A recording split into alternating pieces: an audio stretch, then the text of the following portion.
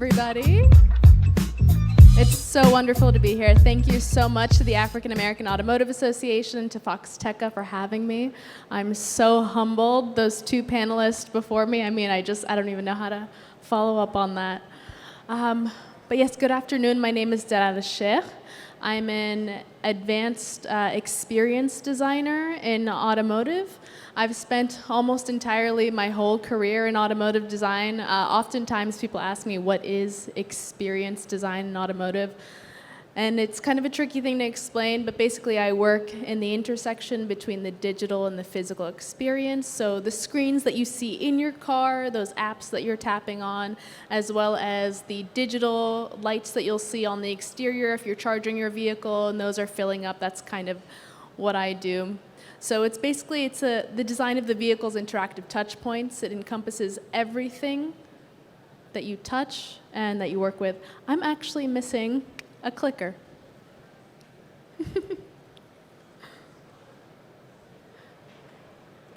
It's okay.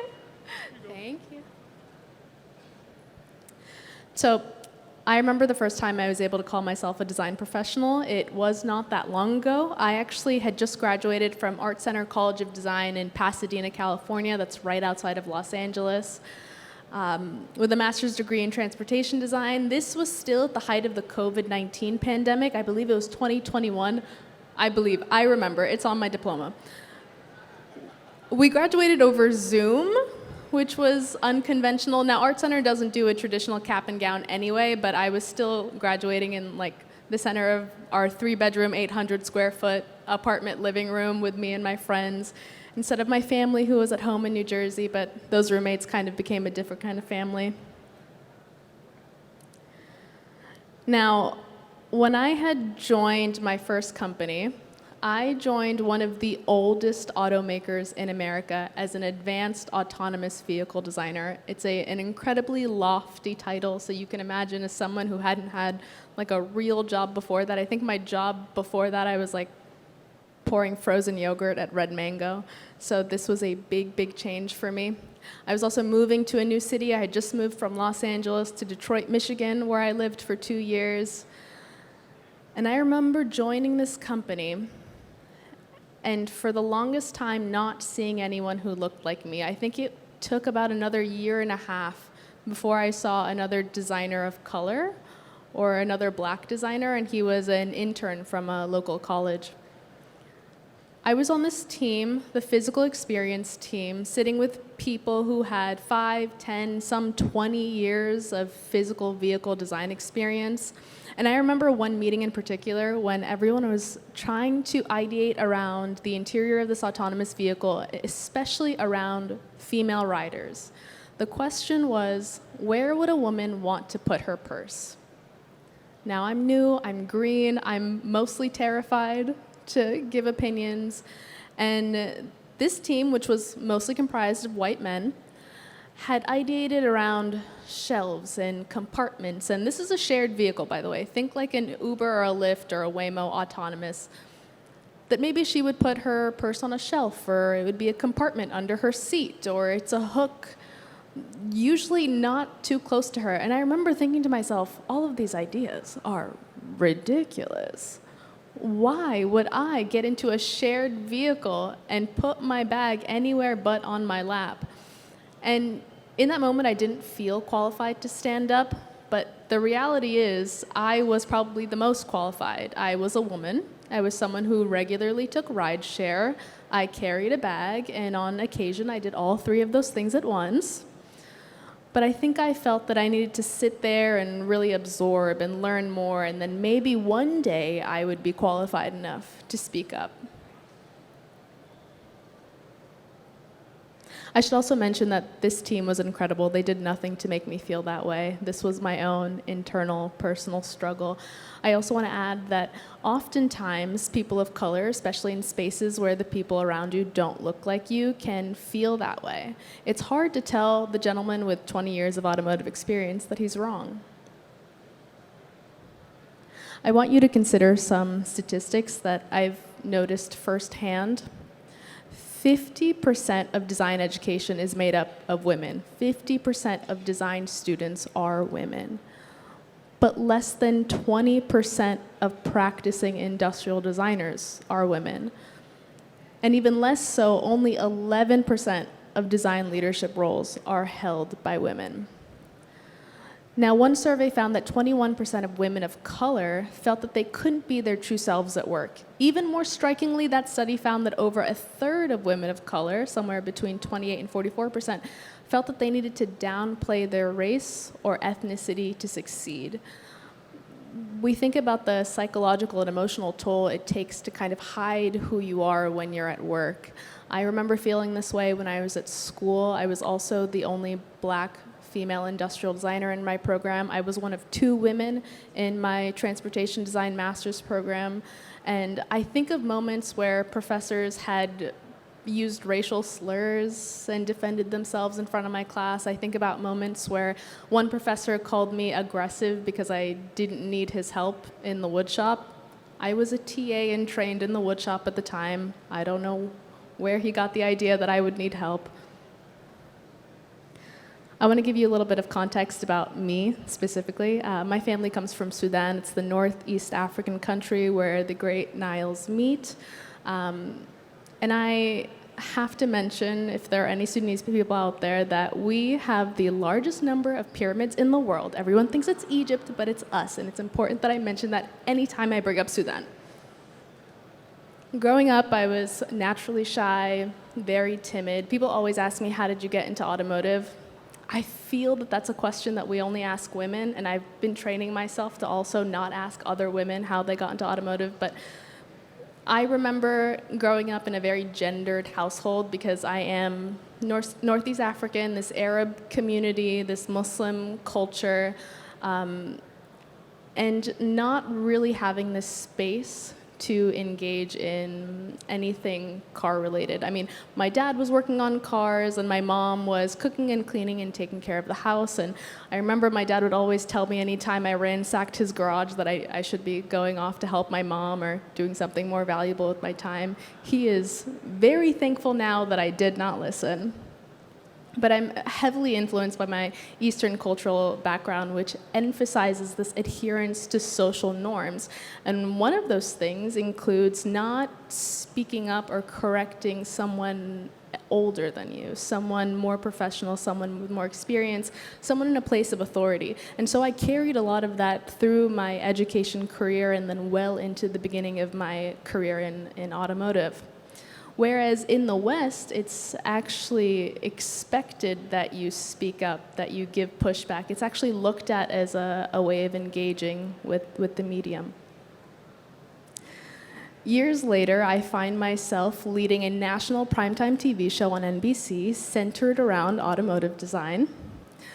I was once again thrust into this familiar feeling of being the other, of being an anomaly in a space dominated by people who are much more experienced than I was.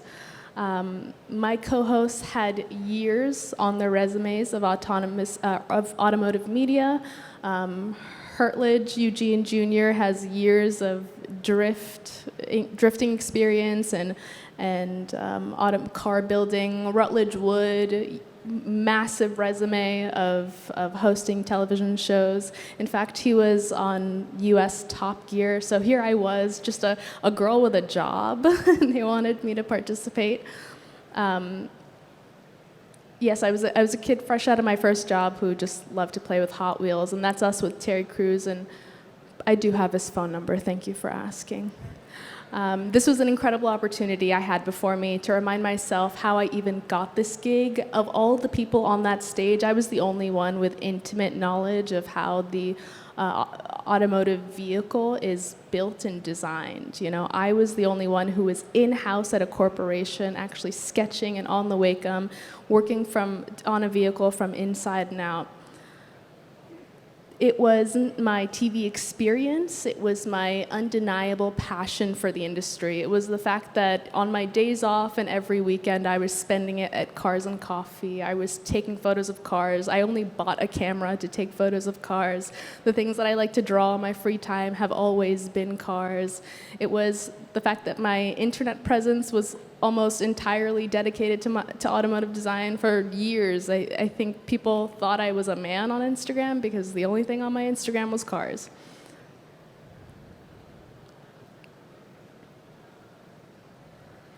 So I want to bring us back to that situation where I was at work and too scared to speak up. And the situation might feel relatively minor in the grand scheme of things. For me, it symbolized a larger internal struggle. I realized that by not sharing my perspective, I wasn't just doing myself a disservice, I was doing a disservice to my community.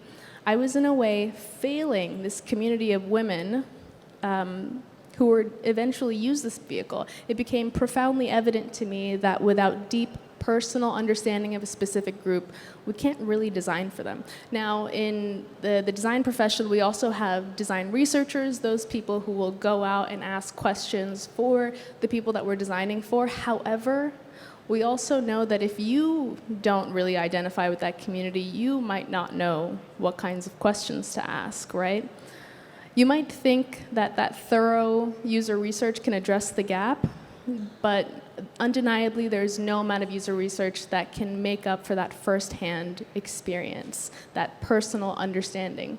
Initially, I worried that incorporating my own experiences would kind of muddy the work. We'd call it me search in the industry, but in the end, what I realized is I was actually standing up for people who looked like me.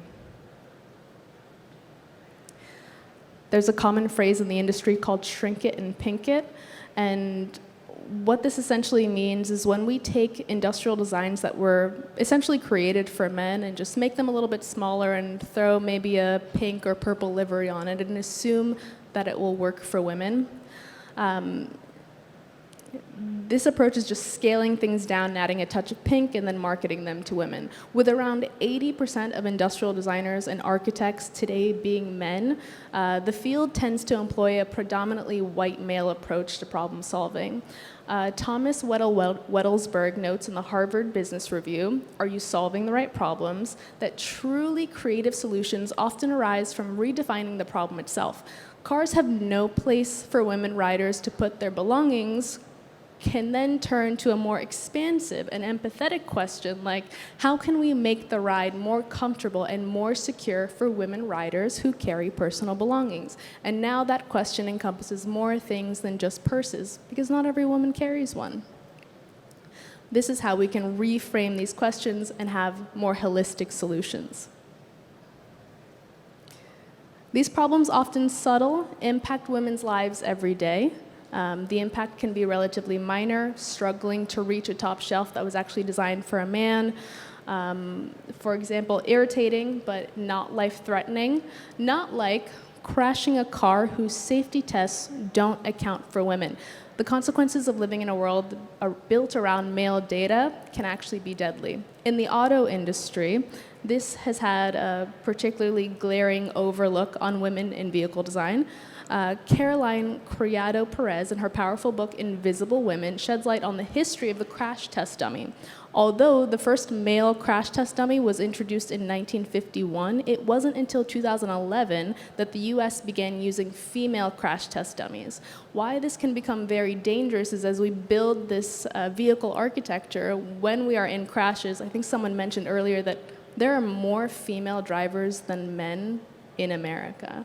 So if we are not designing for the female body, then our seatbelts could kill you, our airbags could kill you, our dashboard could kill you. If we think about women who are pregnant and the way that the seatbelts actually interact with the female anatomy, it was not created to save either party, not the woman, not her baby. Ignoring these crucial differences in female anatomy, including bone structure, breasts, hips, and neck musculature, despite having 2.5 million more women than men with driver's license in the US in 2018, the National Highway Traffic Safety Administration still only requires male crash test dummies for frontal crash tests. Now that's physical safety. When we talk about data privacy and digital safety, you may have heard of something called God View. This was an experience that Uber put together. I believe it happened back in 2011 as well, where for anytime Uber would launch their black service in a new city, they would hold a party. They would have these influencers and tech people show up. And what they would do is they would actually show a map, very similar to that, where they would anonymize the data but show you real life information on who was traveling in their black cars and where they were going. Now, at this one party in Chicago, what they did was actually lift that veil of anonymity and show identifiers, because this was 2011. We didn't have the safety practices we have now. And one party goer actually recognized one of the riders and texted him every single turn he went on in Manhattan, every street he took, every direction he went. She essentially sent him coordinates. Understandably, he was freaked out.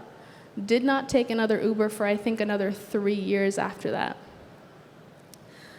Now, aside from just data privacy, 3 ride sourcing companies reported approximately 4,600 incidents of the 5 most serious types of sexual assault related to trips arranged through their digital applications in 2019.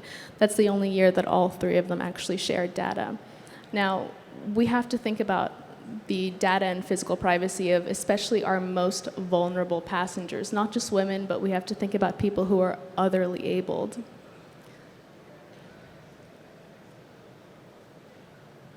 More recently, in 2018, according to an article in TechCrunch, similar to Uber's Godview scandal, Lyft staffers have been abusing customer insight software to view personal contact information and ride history of the startup's passengers. One source that formerly worked with Lyft tells TechCrunch that widespread access to the company's back end lets staffers see pretty much anything, including feedback and, yes, pickup and drop-off information.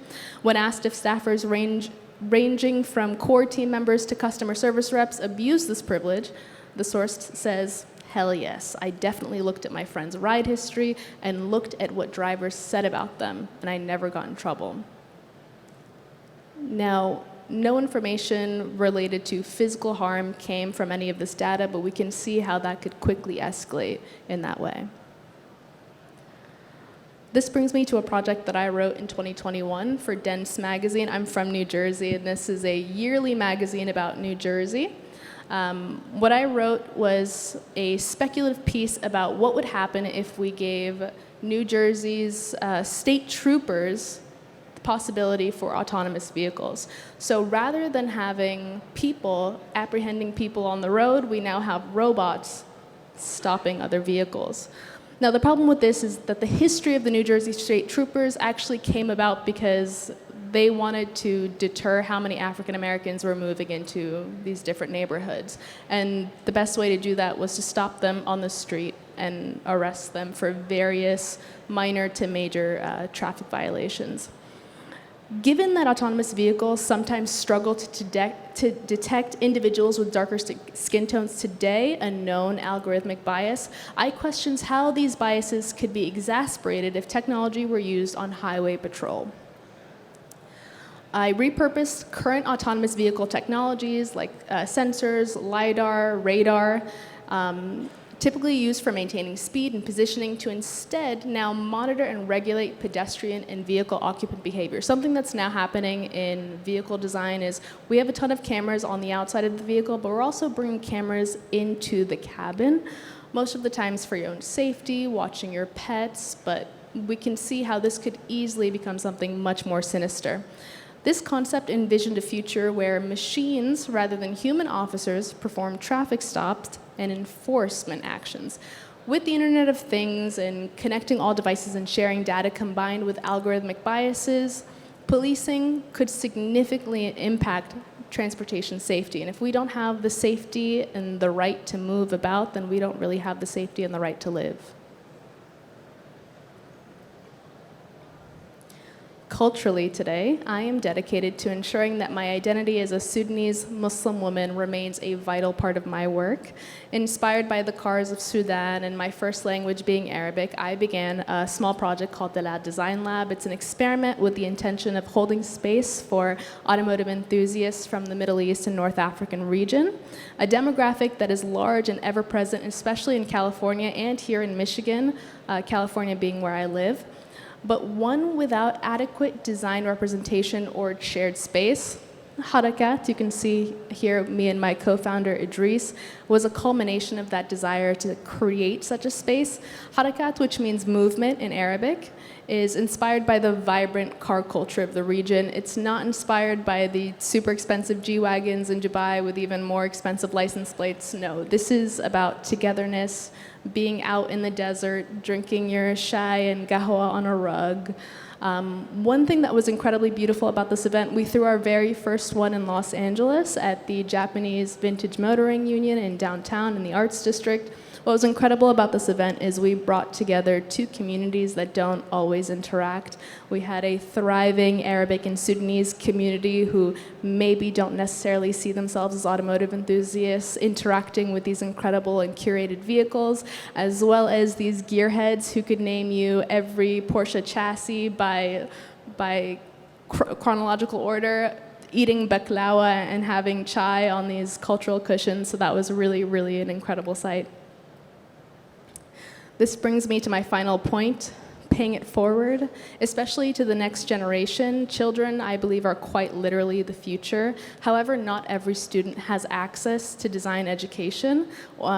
We know today in public schools, we have vast arts programming that is constantly being cut or minimized. Nationally, data shows a clear disparity. Students with Latino or Black parents, or parents without a college degree, and parents making less than $50K a year have received little to no arts education in school. A 2016 report, for example, found that low-income students in Denver were less likely to receive quality arts education rather than their wealthier peers. Design education is often prohibitively expensive. I know I have the student loans to prove it. And that's how a school like Art Center, where I went, can be in this majority Hispanic and brown community and have a less than 1% Black student population and only a 10% Hispanic or Latino population. And that's because the ticket to get that prestigious design education can be over 6 figures. And these disparities mean that many talented young people, particularly from marginalized backgrounds, are excluded from pursuing their passions in design.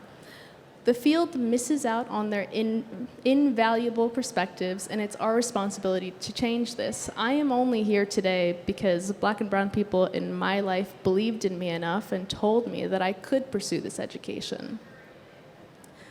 I believe that each of us, regardless of our career stage or our current level of confidence, has faced many moments where speaking up felt daunting, where our voice felt small. This struggle isn't just about overcoming humility, it's often about the fear of saying something wrong and facing real perceived consequences.